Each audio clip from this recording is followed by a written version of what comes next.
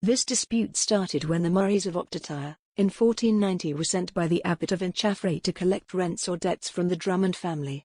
The collection of the debt was not welcome by the Drummonds, so the Murrays ended up forcibly collecting the debt in the form of the Drummonds' cattle.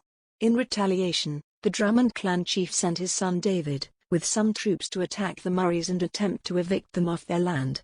The Murrays received word that the Drummonds were on their way and prepared for the attack. The Murrays were winning the battle until members of the McRobbie clan arrived and helped the Drummonds overtake them. The Murrays retreated and made their final stand at Knockmary. They were defeated and many of their men died as they fled the battlefield. The Drummonds declared victory and were heading home. They stopped at the castle of Duncan Campbell of Dunstafnage to spend the night and celebrate. However, Duncan Campbell had just had his father-in-law and 2 sons murdered by members of the Murray clan and wanted revenge. Duncan convinced the Drummonds to go after the Murrays with him and his troops to gather up the remaining members of the clan. When the Murrays found out that the Campbells and Drummonds were on their way, they decided to take refuge in a church in Monzieffard. It is believed that up to 120 men, women and children of the Murray clan were hiding in the church.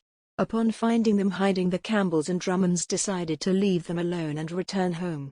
Unfortunately, a Murray clan member took it upon himself to shoot an arrow from the church, killing one of Duncan Campbell's men.